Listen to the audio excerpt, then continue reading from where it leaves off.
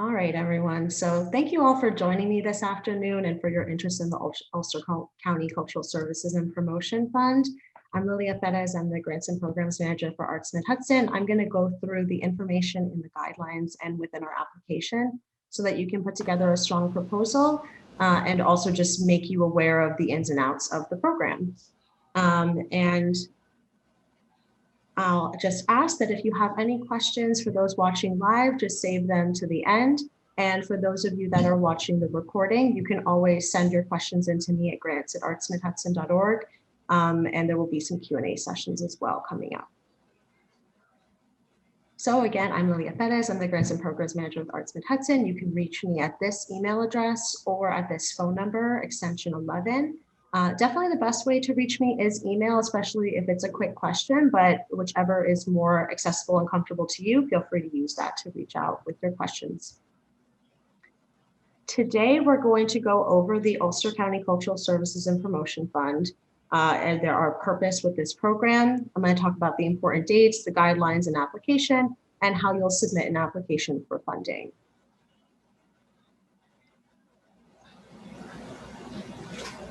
Just ask that everybody mute their mic during the presentation, also for the benefit of people watching the recording.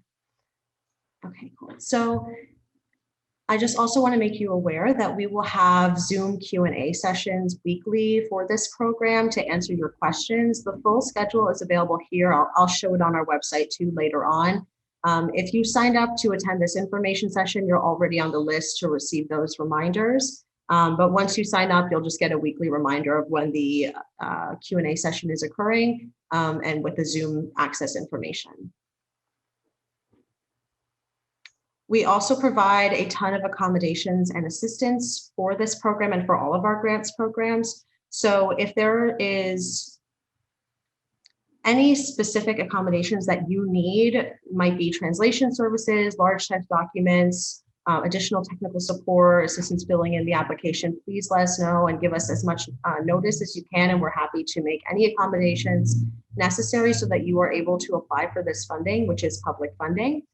The assistance is available also just to brainstorm your ideas, receive feedback on your draft or budget, and answer your general questions. And you can make an appointment using this form, artsmidhudson.youcanbook.me. It's linked on our guidelines. It's in the email signature of any email that we send out to you from grants. So if you need help finding the booking form, just let me know and I'm happy to send it. And if you're watching the video, it will be also linked in the YouTube caption below. So, and I kind of talked about the different kinds of grant assistance that we provide, but it's also a great way if you're trying to find a specific type of artist or reach out to a specific type of professional. We've worked with a lot of different people over the years and can help you make networking opportunities as well. So I'm going to go over the purpose of this program. So the funding comes from the Ulster County Legislature and is a funding resource dedicated to maintaining the artistic and cultural assets of Ulster County through both capacity building initiatives and programmatic support. The legislature provides the funding for this program, and Arts Mid-Hudson administers it annually. So now I'm going to talk about the overall goals of the program. We're not asking that one initiative or one project meet all of these goals. Really, we're trying to see that as a whole, through all of the awards that we give out this year, that Arts Mid-Hudson is achieving these goals through those awardees. So we are hoping to support nonprofit organizations in Ulster County in efforts to grow, expand, or improve their work. We are hoping to positively impact the arts and cultural scene in Ulster County by strengthening established arts organizations and benefiting residents and visitors. So that's really the capacity building component of it. That the idea with capacity building is that we can strengthen the organizations that exist here, and then they'll better serve their constituents. Specific support for arts and cultural organizations that are led by Black, Latinx, Indigenous, Asian, people of color, LGBTQ+, and or disabled arts workers. We believe that individuals who represent their own, that are part of those communities, are the best representatives for those communities in doing programming and outreach. And so we want to encourage as many organizations that are led by those individuals from those groups to seek this funding and encourage organizations to hire people from those groups if they are trying to do specific outreach for their programs or for their initiatives. And also to fund activities which increase participation in the arts by residents and visitors, and specifically to individuals from historically underrepresented communities. So we're trying to see that the artistic field becomes more inclusive in all ways, those that are putting on the programming and being hired to implement the initiatives, and then also those that are being directly served. Talk about some important dates. So the deadline this year is Wednesday, October 25th. And the submission process closes at midnight, so please be sure to get it in by that time. The form will close and no longer be available to you at midnight. The grant notification will likely be in October 2021. And so that is because we will be having the deadline at the end of August. We'll have our a review process in September, and notification will be going out in October. Funded projects must occur between September 1st, 2021 and August 31st, 2022. Obviously, there is an overlap there of when the funded projects start occurring and when you're getting funding notification. So just keep that in mind. We can fund activities that will occur September and October of 2021. However, you may not, you know now that you may not know whether or not you have funding at that point. So you would likely be reimbursing yourself, or you might just be doing planning activities at that time. This is really because of the impacts of COVID-19. This entire program was delayed last year very dramatically due to, securing the funding with the county. We were really grateful to secure the funding, and this year we're kind of still operating on a little bit of a delay. So that's why we're in a little bit of a funky timeline. We hopefully will be back on schedule next year. So just keep these dates in mind. And I did note that it is, grant notification is to be determined, but will likely be in October. I can't promise that it will be in October. It may even be earlier or later. We just have to see in terms basically when we are in possession of the funds and able to administer them out. So now I'm going to go over capacity building initiatives and kind of the key points of these. And first of all, please note that we can fund both capacity building initiatives and programmatic support. However, capacity building initiatives definitely get priority. We are required that 70% of our overall pool of funding go to capacity building initiatives by the county. So it's 70% for capacity building initiatives, 30% for programmatic support. So you will be in a much more competitive field if you are applying to programmatic support, to put it shortly. So capacity building initiatives are intended to help nonprofit arts organizations work more effectively and better meet their mission.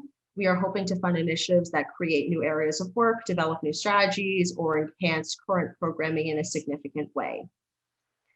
The funding amount for capacity building initiatives range from $2,500 to $7,500. There is no cash match required. This went into effect last year, and we are continuing it this year. So you are not required to have a cash match or to have additional funding. However, additional funding often strengthens the feasibility of a proposal. So if you are able to seek additional funds for your initiative, then I would encourage you to do so and include that on your proposal. And I'll show you how later on. It is a range, so we cannot give you more than you request. So definitely request what you need for the project. However, you may receive less than the amount you requested due to the applicant pool if we get a ton of really strong proposals, for example. Establish nonprofit arts organizations and artistic programs that have been in existence for 3 or more years and have a record of success are eligible and encouraged to apply for funding. I'll talk more about eligibility in a couple minutes. Organizations working in all expressive artistic disciplines are eligible and include visual, performing, written, digital, traditional, and experimental mediums. And of course, all funded initiatives must comply with New York State guidance and laws related to COVID-19. Some more specifics on eligible applicants, and you will also see this within the program guidelines. All applicants must be a registered 501c3 nonprofit organization and must identify arts and or cultural services as a primary activity in their mission. this is important. This is basically the way we determine whether, whether or not an organization is a arts organization. So please be sure to note that. I'm going to pause for just 1 minute. Excuse me. I just I just want to check that no other participants are in the waiting room. Okay, we're good.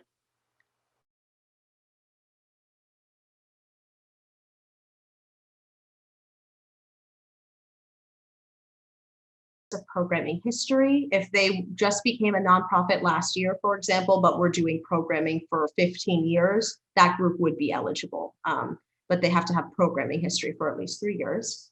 Must have a board of directors or other governing body that meets to determine policy.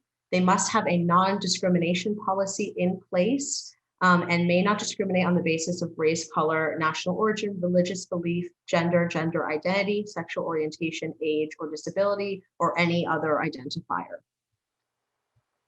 We are going to ask for proof of your non-discrimination policy, and you'll see within the guidelines the instructions on how to submit that to us. And the organization must be in adherence with the Nonprofit Revitalization Act of 2013. If you need information on that, on those policies, please let me know. Those who are ineligible for capacity building initiatives, individuals, public school districts, colleges, units of governments, libraries, social service organizations. This is really just for nonprofit arts organizations. Unincorporated chapters organizations where the parent organization is located out of the county are not eligible. And then any organizations that have not submitted required reports to Arts Mid-Hudson. I think everybody's pretty up to date with their reporting, so I'm not really concerned with that this year. So some eligible capacity building initiative. These are some suggestions. This is not the full list. There could be some beyond this. Eligible initiatives include strategic planning or board development, diversity, equity, accessibility, inclusion training for staff, board, and or volunteers, along with other forms of training, new or expanded staff positions, capital improvements, technology upgrades, equipment upgrades, website upgrades, audience or marketing plan development, or a major outreach or promotional plan for the organization as a whole. And other activities which improve the organization's ability to produce excellent arts and cultural programming for their constituents. So I do want to talk about the potential for greater inclusion through capacity building initiatives. At Arts Mid-Hudson, we strive towards broad inclusion and true access to arts and cultural programming for all. And really one of the major ways that we do this is through our funding programs and through what we are able to fund and the impact that we're able to make that way. Capacity building initiatives are really wide ranging, and so they present a lot of opportunities to be more inclusive, and we encourage thoughtful outreach to all groups in our region when conceiving and implementing major capacity building initiatives that will impact how the organization interacts and is able to serve their constituents. We really strongly encourage seeking input from many points of view, many walks of life, national origin, background, race, religion, really all of these identifiers that we've included down here at the bottom. And we think it's really important to name all of these things and make sure that we are talking about the breadth of diversity that exists within our region. And this, we're hoping that through this funding program that we're able to help organizations implement initiatives that are able to really broaden what they're able to do in a thoughtful way and something that's beyond the surface level and something that's going deeper. So we are really hopeful that organizations reach out to groups that have limited access to arts programming and trying to understand how they could do a capacity building initiative that would expand their ability to serve that community better. If you have questions about this or you want to brainstorm around this, please reach out to me. This is something that we are very focused on, and we are focused on Arts Mid-Hudson, but year after year, it is a primary focus of our review panelists. No matter, I'll talk about our review panels later on. Those individuals change every year, but this message doesn't go away. Every single year, this is a primary concern that Our funding programs are going to organizations that are committed to inclusion and are also funding initiatives that can directly impact that. I want to go over also some tips in general for some of the most common capacity building initiatives we see. One of the most common definitely is new or expanded staff positions. So some things to keep in mind. First of all, you want to make a case for why that hire is important to the organization at this time. What are they going to be, what is this organization going to be able to do differently now that this person will be in place doing their work? Consider and talk about how your constituents will benefit from this hire. You know, how does the public benefit from, for example, an outreach coordinator being hired or a grant writer being hired? For example, if the organization is able to hire a grant writer, that organization will be able to pull in additional resources, put on more excellent programming that will then impact our region. So kind of making that connection back to the community you're serving is a really smart way to make a strong case for why your proposal is worth funding, and also shows that you've done the forethought that will actually make it more likely that you will have that impact. Talk about how the job will be posted. You'll see that it will ask you specifically that question.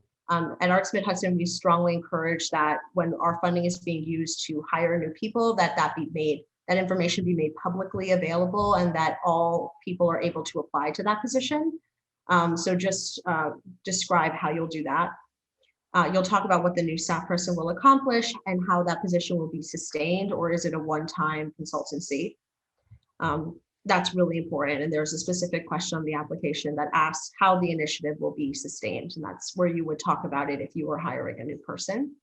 If you're expanding the hours of an existing staff person, talk about what they're doing now, what their qualifications are, and then really talk about what are the new responsibilities and new tasks that they're going to be taking on. So make that distinction to help with the clarity of the proposal and the understanding for the panelists. For technology or equipment upgrades, this is another very common request that we get for this program. So you'll want to explain the organization or the staff's capacity to use and maintain that new technology or equipment. So who on the staff is responsible for it, who is competent using it, and what is the long-term care plan for whatever that equipment might be. Consider the accessibility. So is this new technology or equipment expanding accessibility? Are you moving to a new, so that would be a positive, right? And talking about that in the proposal. But also consider, are you moving from one, this is kind of vague, but moving from one form of doing something to another that might then leave people out? So are you going to be shifting, for example, your in-person programming to entirely virtual, and that's why you're seeking funding for equipment that's going to help you do that? Then consider, so what about the people who don't have access to virtual programming, for example? How are those people still going to be served? Or so just consider all sides of accessibility when especially when we're talking about technology and equipment.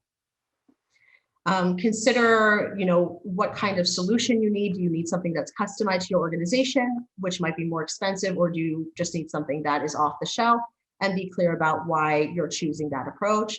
So for example, you might be getting a donor management system. Some organizations might elect to just pay for a service that then gives you access to the donor management system online. Others might want to hire somebody to build them their own system. So what are the needs that are making the organization choose one of those options or the other? Definitely clearly define the benefits to the organization and the audience through the purchase of this new technology or equipment, and consider the lifespan of that equipment and talk about that so that the panel isn't making an assumption about how long a piece of equipment or technology is going to last the organization.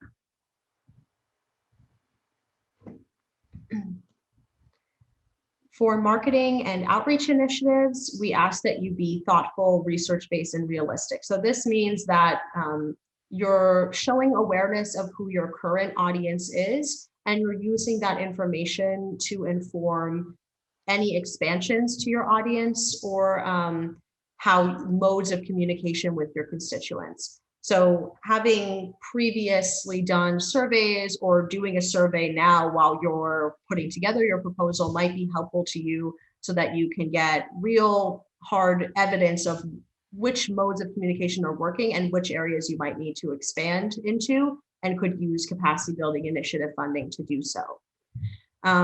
Use this funding opportunity as an opportunity to expand your current audience. And some ways that you might do that is considering hiring individuals from the groups to which you're trying to reach out, seeking input from individuals from historically underrepresented groups, and also considering the relevancy of the programming that you're putting on to the audience that you're trying to reach, and if it's accessible to those groups.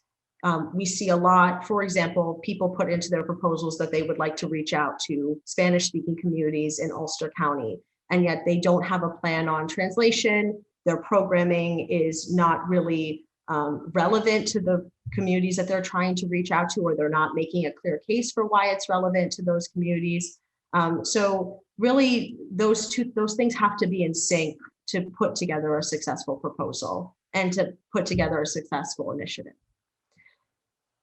And then clearly explain your reasoning for various promotional tools. Sometimes there is a case to be made for hard copies of promotional tools like printed brochures or flyers. Anything that's within capacity building initiatives really should be evergreen materials or things that are not program based.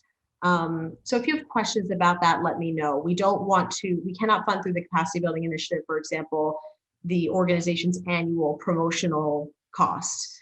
Instead, we would be funding something like an overhaul of their branding or a new marketing campaign in coordination with some other organizations, for example, to increase awareness of the organization.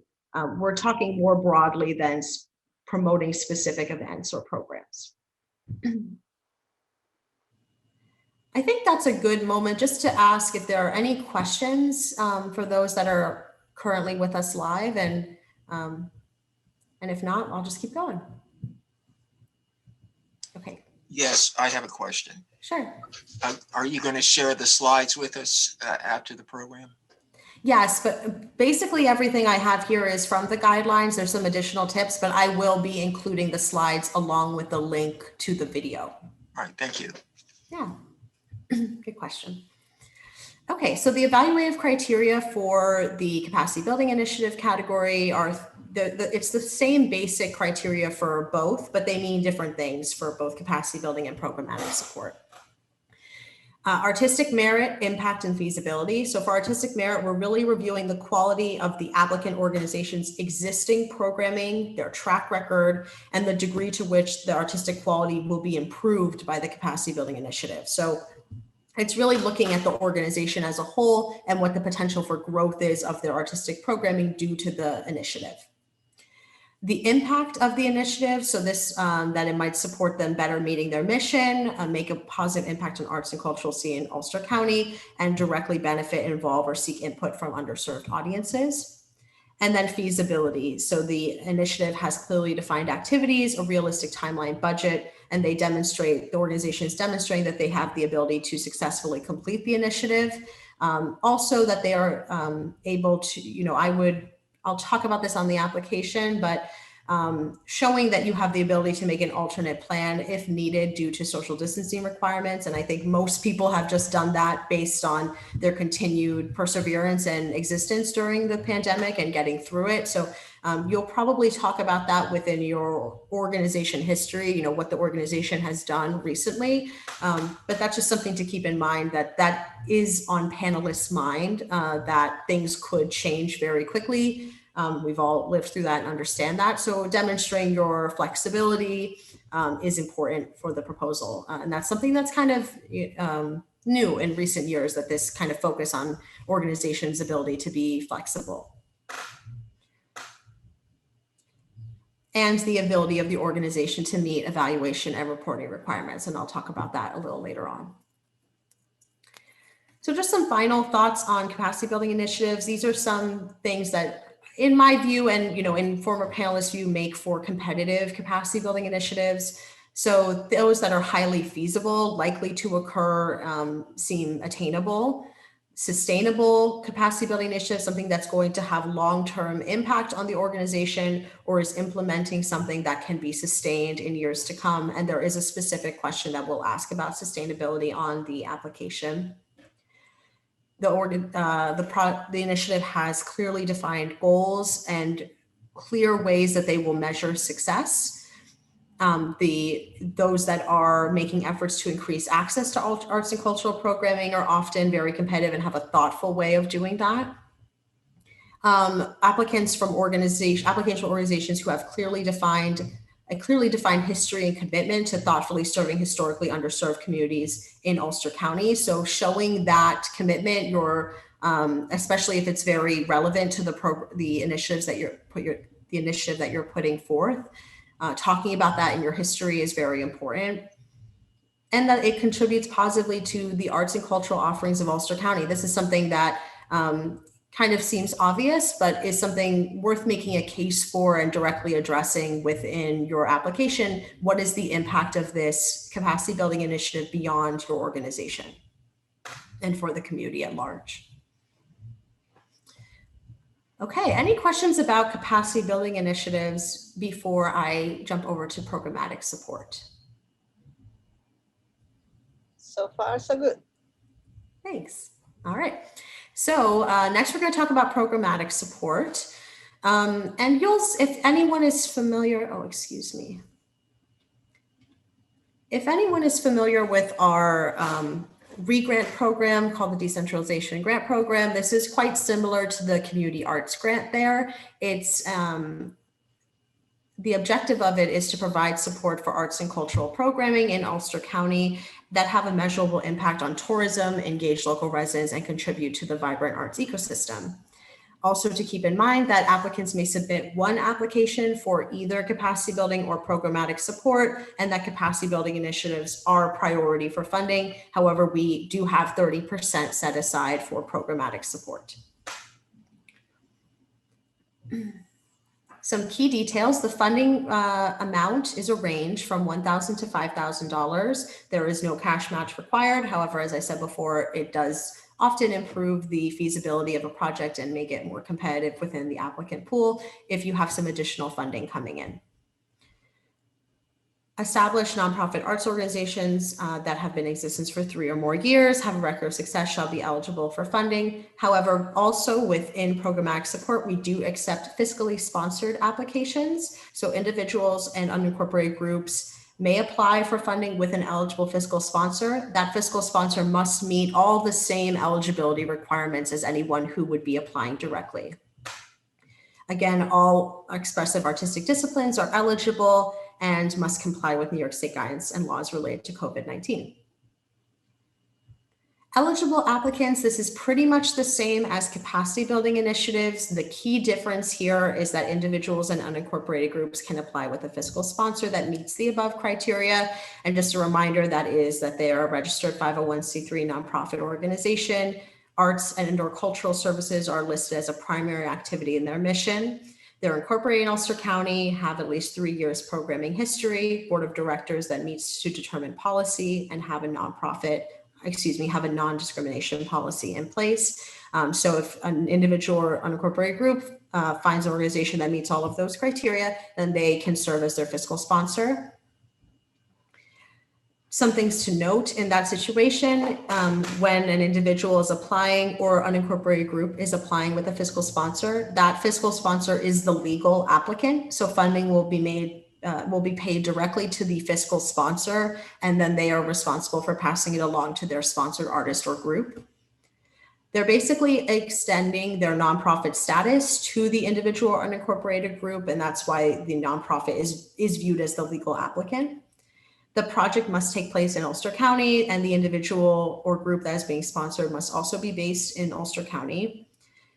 Nonprofit organizations may submit one application directly to either capacity building or programmatic support, and may serve as a fiscal sponsor for one additional programmatic support application, because fiscal sponsorship is not accepted for capacity building initiatives, only for programmatic support. And if you're getting fiscally sponsored, you'll include a letter of agreement signed by the fiscal sponsor, and we'll provide that template to you. Those who are ineligible, pretty much the same as capacity building initiatives. It's really only for nonprofit arts organizations or individuals or groups that are being fiscally sponsored by a nonprofit arts organization. So again, this is some examples of things that we would fund through the programmatic support category: art exhibitions, performances such as concerts and live theater, presentations like film screenings or readings, arts and or cultural festivals, and other unique experiences and interactive activities that are arts and or culturally related. I want to talk about inclusive programming again. So now one thing to note is that all Ulster County Cultural Services and Promotion Fund funded programs must be open to the general public.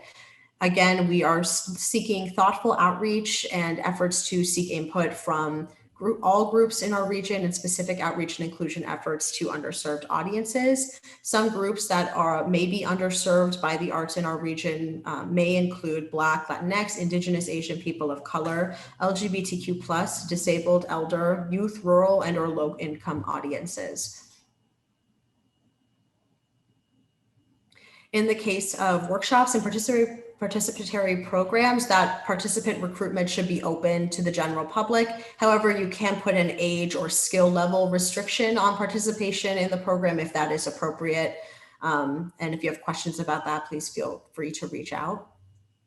We also ask and state that priority will be given to activities that take place in locations that are fully compliant with the American Disabilities Act, and priority may be given to organizations or programs that are seeking additional methods to make arts more accessible. This might mean installing a temporary ramp or having temporary or additional accessibility, physical accessibility accommodations. It could also mean having translation services available or having increased promotion in multiple languages. If you have any questions about how to make your program, or you would like to brainstorm about how to make your program more accessible, please reach out to me. And I'm also happy to put you in touch with other people that we work with that might have greater, even more, many more ideas and expertise than I do.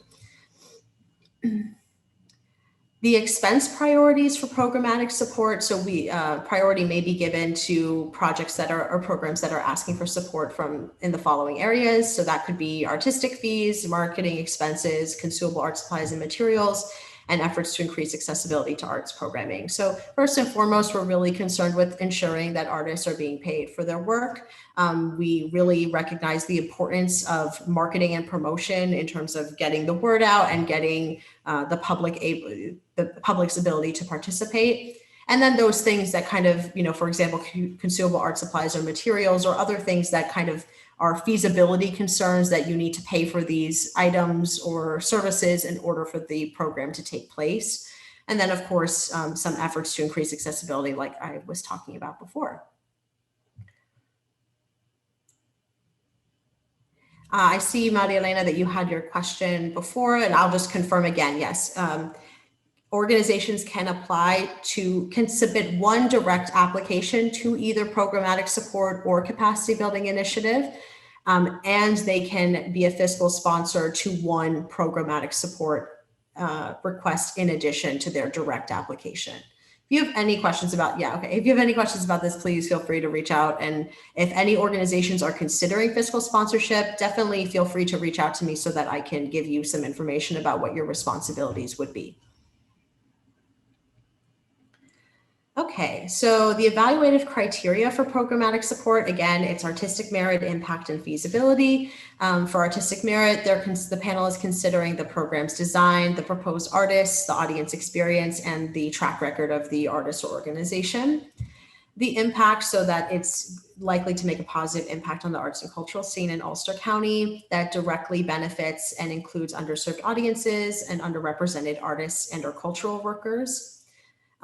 Creates a new program or fosters an emerging arts discipline, especially if it's doing something, it's providing a program that's not otherwise available in Ulster County. It's not duplicating efforts from other organizations. And, we are really concerned with the program quality, and that can, sometimes really be more important than the number of participants if the quality is really high. So those things kind of work in balance with each other, how many people potentially will be impacted and what level those individuals will be impacted. And for feasibility, pretty much the same as capacity building initiatives. How likely is it to take place, and how feasible does it appear to be? And you show feasibility by demonstrating a realistic timeline, realistic budget, the ability to successfully complete the program, and to demonstrate flexibility and the ability to make an alternate plan if required. Even more important, I would say, for programmatic support is that ability to be flexible, because many initiatives are not really public, they're not public events that could potentially be impacted by social distancing guidelines. Many of them could, but especially for programmatic support, demonstrating flexibility will be really important. Some things to keep in mind on how to submit a competitive programmatic support request. So a reminder that 30% of the overall funding is for programmatic support, so it is a more competitive field. You'll want to show the track record and commitment of the organization in reaching underserved audiences and through thoughtful and outreach and relevant programming. Showing competitive programmatic support requests often have very strong marketing and promotion plans. So if you would like to get feedback on your marketing and promotion plan, please reach out. I'm happy to do that anytime. And the ability of the organization to monitor and report on program goals, outcomes, and attendance, that would be shown by clearly talking about how the program will be sustained and how you plan to track the success of the program. And that contributes positively to the arts and cultural offerings of Ulster County. And again, this might mean showing that this is providing a program or a service that wouldn't otherwise be available in Ulster County. Any questions about programmatic support before I jump over to looking at the application and providing some final tips about how to put in your proposal? All right. So submitting an application, as a reminder, the deadline is Wednesday, August 25th at midnight, and all applications will be accepted using our online submission portal, which we use Submittable. You can always see all of our open submission forms at artsmidhudson.submittable.com, and you can get to it directly through our website as well. You are going to be required to include some supplemental documents and attachments, and I'll talk about these here, and then I'm actually going to jump over and show you our application form itself. So you'll be asked to provide a budget form, and there is a distinct budget form for capacity building initiatives and for programmatic support. So just make sure you're selecting the correct budget form to work on. We need a staff list, a board list, proof of your non-discrimination policy, your organization's annual budget for your most recent fiscal year. And then you'll provide additional nonprofit or financial documents based on your organization's gross annual revenue. Then you might have to include, there's a whole breakdown within the guidelines. You'll see that if you're under a certain amount, you really only need to provide your 990 postcard and your CHAR 500. But if you're above a certain threshold, we're looking for the CHAR 500, whichever 990 you filled out, and a independent public accountant's opinion. And we're required by the county to gather this information. And then, of course, supplemental materials. These are things like documentation of your organization's previous work, even for capacity building initiatives. Just provide your promotional materials that you provide for the organization on the application so that the panelists can get a sense of what your organization does. And of course, many of the panelists are likely going to be, many of the organizations that apply to us are some of the major organizations in Ulster County, and most of our panelists will be aware of them. However, you want to assume that the people reviewing you do not know who you are, so that you're making sure that everyone who reviews your proposal has as much information as everybody else. So include that information. Don't assume that the panel is aware of your previous work. Include documentation of that previous work so they can get a visual reminder and have something for which to judge artistic merit. You can also provide promotional materials, different, plans. If you're working, for example, you're going to hire a grant writer, you might include a grant calendar that you've put together. There might be different supplementals that are appropriate for your proposal that might not be as obvious. If you want to brainstorm about good supplementals for your proposal, that's a great thing to make an appointment with me about. I'm happy to do that. And I can draw on thinking back over my past over 5 years of experience with Arts Mid-Hudson, seeing tons of proposals come in and what kinds of supplemental materials have been successful and made a difference for applicants. So now I'm going to stop sharing for just a moment while I prepare to show you the guidelines, the application. And I will actually just go to our website. So this is our new website, artsmidhudson.org. You can find all information about the Ulster County and Cultural Service and Promotion Fund here. You're going to go up to the top menu and under Grants and Artist Opportunities, go to Grants and Funding. And we have our 3 major grant programs here. You're going to click on the Ulster County funding. And this is where you'll find all of the information. And so I'm going to jump over to the application. And so there's some preliminary information up here. This is that breakdown based on your annual revenue that I was talking about. This is where you figure out which documents you're going to need. It's also listed down below where you'll actually attach it. So I'm going to scan through this. I'm not going to go too in depth. I just kind of want to show you the general sections and point out some of the key questions that you'll want to pay attention to. So you're going to give your contact information and then the overall information about the organization. So your address, your contact information, who the executive director is. You'll provide your mission statement and your organization history. I think it'll be great to include some information about your response to COVID-19 within your organization history. I might actually add a little note here letting people know that that would be a good thing to do. Be sure to read the help text here, as you're working on your proposal. Sometimes if a common question keeps coming up, I might go in and add some additional clarifying text. So just keep an eye on it. And, you can always reach out to me if you have questions about a specific question on the application. So some more details that we really just need to record for statistical purposes. A lot of the information that we're recording here, we use so that we can continue to advocate for this funding, for continued funding, and for increases to it. So I know some of these things are a little tedious to punch in and gathering some of these specific details. They make such a difference to us on the other end of it when we need to turn around and make a case to the Ulster County Legislature of why we would like continued or increased funding. And so then if you have a fiscal sponsor, make sure you click yes here because it will reveal the question so that you can input information about who the sponsored artist is. And this is a really critical question right here, the funding category. Depending on which one you select, the questions will be revealed to you. So if you select Capacity Building Initiative, you're going to see all of the appropriate questions. If you select Programmatic Support, you're going to see all the appropriate questions.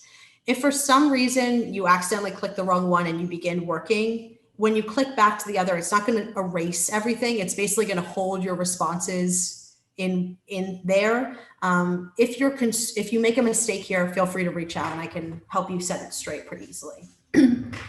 So I'm going to go through Capacity Building Initiative and then I'll jump back to Programmatic Support real quick, but some key details, how much funding you're requesting, what the total expenses are. This question, the description of the initiative, is really where you give the scope of the entire initiative. You talk about your goals. This is kind of like if you were submitting a grant proposal that did not have a form and you were just writing a request letter. This would you want to hit all those major points.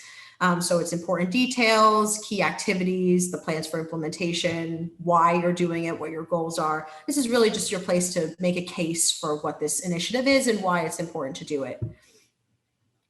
You'll provide a timeline. Please provide a short timeline. We don't need an exhaustive list of every single date associated with the project. We really just need the broad strokes, and you'll provide it in list format. So it would be something like August 2021, we're doing this, October 2021, we're going to be doing this. Then, for example, say you had November 11th was going to be an actual date. Maybe you would put a date and then say what that's going to be, but we don't need every single date or every single month, just really what the most critical dates to your initiative are. This is the question I've referenced a couple times. How will it be sustained beyond the funding period? This is a really important question. I encourage you to seek feedback on your response to us here, but this is really talking about how this work developed through the capacity building initiative will be continued beyond the funding period. Because that's really the point of a capacity building initiative. It's meant to expand what you're able to do and have impact beyond the funding period. This is another one where if an individual be paid, you would select yes, and you would see additional questions become available. So make sure anytime you see a list like this where you have to select an option, you're clicking that as you go, because it may reveal additional questions. I'm just going to jump back up and show you the programmatic support side of it. It's pretty similar. The key information, the description of the program, again, giving a scope of the project, your timeline, and then we'll ask for some more details here that are relevant to programming, like where it will take place, who the artists involved are, and how you will market and provide outreach for the program. We'll ask specifically about how the program will reach underserved audiences. And we provide a lot of help text for all of these marketing and outreach questions. You'll see that it kind of makes the question look a lot longer than it is, but we just want to make sure we're providing some additional help here. And then this question is on both the capacity building and the programmatic side. What plans do you have for your project if you receive partial funding? We ask this because really it is likely due to the really strong organizations that we have in Ulster County and the consistently wonderful proposals that we get. The panel is often put in a really difficult position where they have to make tough funding recommendations and often want to fund more projects but are not able to do that at the amount that they requested. So here, this is really an opportunity for you to say how the project can still happen with reduced funding and make that case so that the panel is not making assumptions about what you can and cannot do with partial funding. So I don't view this as a way that you're advocating for yourself to receive less funding. It's really you advocating for yourself to receive funding in the likely scenario that it will be less than you requested. Down here, you'll attach your, is where all the attachments will go. And there's, specific information on how you'll attach everything if you have questions. A lot of it's really straightforward. So you'll attach your budget here. And I'm just going to scroll up to the top for a second and show you that you can download those budget forms directly from the application and on our website on that last page I showed you.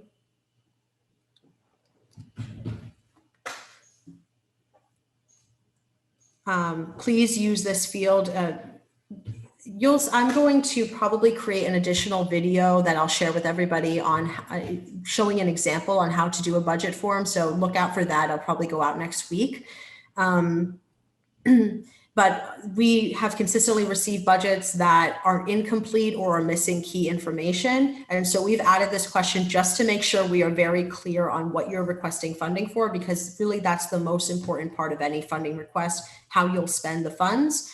And something that you really want to be talking about throughout your application. If we're just hearing about how you're going to spend the funds when we get to the budget, you've left out key information at the top. It should really be within your description, at least giving us an introduction as to how grant funds will be spent, even if you're not breaking down the specific dollar amounts. The place to do that is in the budget, but give us an idea of what those will be earlier on. And so you'll briefly describe the expenses for which you're requesting funding here. This is, again, just to make sure that we're capturing that information before you hit submit. You'll upload your organization budget here, those additional financial documents based on your gross revenue. Right now I have programmatic support selected, so you're seeing this one for the primary artist resume or bio. If you are applying for programmatic support, you can submit bios or resumes for the artists that will be involved. If you don't know who the artists are that will be involved yet, provide information here about how they will be selected. but your project will be a lot more competitive if you know who the artists involved are, because it's much easier to judge artistic merit that way. You'll include your staff and board list, your non-discrimination policy, and then your work samples here. And then if you have any additional supplementals, there's a field to do it here. And then that's pretty much it. So there is a lot of stuff that we do need to record for the county and for our own statistical purposes, and also to make sure that everyone who's applying to us is eligible and that we're ensuring fairness across the board. So just thank you in advance for filling out this application form, and please do not hesitate to reach out to me if I can help you and make the process any easier for you. So I'm going to jump back to my presentation. So some other tips, I kind of talked about some of these, and we're getting close to the end here. We'll probably be wrapping up in about 10 minutes, maybe even less. So the application tips that I want to point out to you. So you're going to want to answer the questions directly and succinctly. Leave the history of your organization, of your project in the question that specifically asks for history, and really stay focused on what you will do and how grant funds will be spent. Keep in mind that the reviewers are going to be, last year I think we had just under 40 applications. So they're reading a lot of text. So you want to be as direct and to the point as you can be, so that they're really latching on quickly to what your proposal is and what you're asking us to fund. We're going to ask that you provide specifics to understand the scope of the project and the depth of the planning. Again, write for someone who knows nothing about you or your project. You don't want to make assumptions that the panelists are aware of your previous work or are aware of your track record. Provide that within the proposal. Show evidence of the evaluative criteria, relate to the evaluative criteria, and judge yourself against it, or ask a trusted colleague, friend, or myself to review it and give you some feedback in those areas to see if you're really meeting the evaluative criteria, because that is how you'll be judged. And then reference the goals of the funding program. That's just, something for any kind of proposal that you're submitting, showing the relationship between what you're doing and what the overall goals of the funder are is really important for a successful proposal. And then my last tip is control the review discussion. And this really means a couple things. It really means to not provide distractions within your proposal, to stay on track, to stay direct and succinct, and to make sure that you have complete information so that the panel isn't wasting time sifting through your proposal for information, trying to understand if there's a discrepancy. For example, it says your request, this is one we get all the time, unfortunately, that maybe on the budget form, it says they're requesting $4,000, but on the application, it says they're requesting $2,000. And then the panel's wasting time trying to figure out which is the correct number. So just check for those things so that the panel, in the limited time that they have to read and review your proposal, are on track, focus, and are not getting off on tangents because they're trying to look for missing information or unclear information. I want to talk about some budget tips, but again, I'm going to do a specific budget video, so just look out for that. But I strongly recommend working on the narrative and the budget together, or even working on the budget first. Sometimes when you do the budget first, that's really providing a map for the rest of your proposal and clarifying how you should focus your writing, because you're making a case for us funding these specific expenses. Use the explanation column. You'll see that on the budget form, there is a central column that's for explaining what different expenses mean. That's really important so that we can understand what the funds will be spent on. Check the guidelines for allowable and non-fundable expenses. I'm not going to go into all of them today, but they are listed within the expenses, within the guidelines, which specific expenses we cannot fund. Make sure your grant request is consistent in the narrative and the budget, and a helpful formula is your expenses minus your projected income will equal your grant request amount. So your grant request is the gap between your expenses and any other income or funding that you have going towards it. So just make sure you'll see that the budget will guide you in showing that. If you don't have Excel, Google Sheets is a great resource. It's free. And if you need any assistance getting started on Google Sheets, I'm happy to make an appointment with you. And please ask us to review a draft of your budget. If you email me your budget, I can review it in 5 minutes for clarity, for understanding, to make sure that the key things are there. Don't hesitate, just send it to me, even if it's the day of the deadline. If I'm not able to get back to you, I'm sorry, but there's no harm in just putting in the grants email, and I'll do my best to give you some feedback. All right, I'm going to talk about the review process and then just final tips. So the way that these are reviewed is by peer panel evaluation.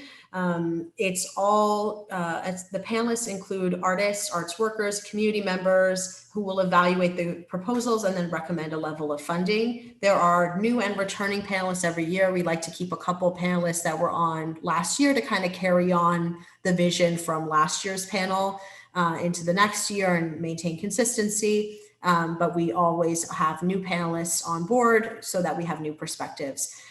We are very committed to ensuring that the review panel is a diverse group and reflects as much diversity that exists within our region as possible. If you would like to nominate somebody to serve on a panel, we do have a form that's for all of our, it's a nominating panelist for really any of our grant review forms. Our grant programs, and you can nominate yourself too if you'd like. Please note that Arts Mid-Hudson staff and board does not have a vote in this process. I don't have a vote on the panel. Executive director does not have a vote. No other staff family members, and none of our board or their family members can serve on a review panel. It is really coming from the community, these decisions that are being made and the allocations that are being recommended. The panelists will have access to information on previously funding projects, and please note that prior funding does not guarantee continued support. The responsibilities of awardees, you'll be required to submit, if you are awarded funding, you'll be required to submit an interim report and a final report. The interim report is very short. It's about a paragraph, just giving us an update on the progress of either the initiative or the program, and it'll be due about midway through the funding period. We'll set these dates when you get your contract. And the final report is a longer narrative form where we're asking for details on successes, statistics, and areas of improvement with your program or your initiative. And that'll be due after the conclusion of the funding period. And we will also ask for a final budget on how the grant funds were spent. And we also recommend now, trying to come up with a plan on how you'll track the success of your program or your initiative. So for programming, it might be tracking the zip codes of attendees, surveying the impact on the local economy. So there's a typo there. So asking, your attendees, did they get dinner beforehand, or are they planning to get dinner after your event? Did they take, how far did they travel from? Did they spend money in any other way? Did they go shopping, or did they get childcare? All of these things, you don't really think about them as happen. We don't always think about them happening when we're hosting an arts event, but arts events and cultural events are huge boosts to the economy, get people out into their communities, and then they spend money at other places or spend money in their ability to go to the arts event. So capturing that information is great for you to be able to report back to us, but even better for you to have a better sense of your impact and how your work is being received. Talking about how you're thinking about how the organization is impacted, so tracking things like increases in membership and your mailing list and social media activity, and really for capacity building, it's qualitative and quantitative data. You're thinking about, what are the anecdotal information that you record about how this is impactful, and what are the hard evidence and numbers that show that this was impactful. So we encourage you to think about developing a plan on how to track what's going to be important to your proposal or your initiative or program, and using that for your own benefit, but then also being prepared, because these things will definitely help you in reporting back to us. So now just my final tips, really first steps. If you are in need of a fiscal sponsor, please, that is something that you should jump on right away. And if you need help in securing a fiscal sponsor or need to brainstorm, please reach out and I'm happy to help. Review the online application form and guidelines, and organize digital copies of all of those required attachments. That's something good to do early on, so you're not stressing about getting documents together when really you should be focused on putting together a really strong written proposal and a good budget. And at any time, make an appointment with me so that we can talk about your ideas and answer your questions or give you feedback. We're going to be doing those Zoom Q&A sessions weekly. This is the schedule right here. There will be 1 week that we take off. And you can sign, if you're here today, you're already on the list. If you're watching this video, you can sign up and find the link on our website where all of those other, all the other information for this fund was located. And so that's all I have. Again, I'm Lilia Perez. I'm the Grants and Programs Manager. Thank you for your interest and for listening in on this information. I know that it's a lot to take in. That's why we're recording it, and hopefully, you can take it in. You took it in small bites and can, really digest the information so that you can put together a strong proposal and get funding for your work. You can reach me at grants@artsmidhudson.org. That's really the best way to reach me right now. But if it's more comfortable or accessible for you to call, my number is right there. My extension is 11. And I will stop sharing my screen now and see if we have any questions before I let you all go. I think I have everything. Each time that I attend this session, I learn something new. Good. Thank you very much for your help. Of course. And I know it's a lot to take in, but hopefully it's helpful. And if you have any questions or concerns about anything I said today, don't hesitate. Just reach out and we'll get you on track. Good to see you all. Have a good night. Bye-bye. Bye-bye.